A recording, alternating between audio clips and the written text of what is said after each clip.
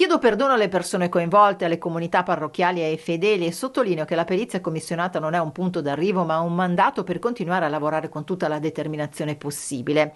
A dirlo il vescovo di Bolzano e Bressanone Ivo Muser in merito al rapporto sugli abusi nella Chiesa altoatesina presentato nei giorni scorsi. Serve un cambiamento culturale, ha aggiunto, perché fatti come questi potrebbero ricapitare se distogliamo lo sguardo.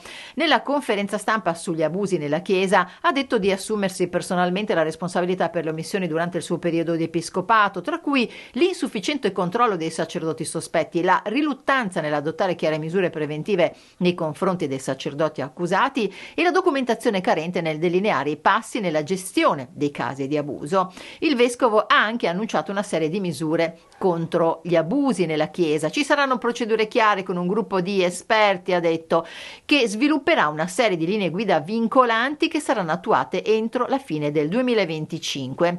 Inoltre ci sarà il perseguimento coerente dei casi sospetti e sarà istituito un interdisciplinare per esaminare con effetto immediato tutti i casi. Il vescovo intende inoltre ottimizzare i servizi, i compiti e le responsabilità del centro di ascolto, del servizio di intervento e del servizio di prevenzione saranno riesaminati e migliorati e verrà istituito un team di intervento per preparare le decisioni in modo professionale. Muser vuole inoltre rafforzare la presenza di donne in posizioni dirigenziali. Ad oggi 4 dei 9 uffici della curia vescovile sono già diretti da donne e la diocesi sta pianificando programmi per la promozione del genere femminile in posizioni guida. Il responsabile del servizio tutela minori della diocesi, Gottfried Ugolini, ha intanto annunciato l'avvio della seconda e della terza fase del progetto. In concreto ha prospettato il sostegno alle persone colpite e il loro coinvolgimento, come anche il sostegno alle parrocchie, progetti e formazione e infine misure di responsabilizzazione e sensibilizzazione.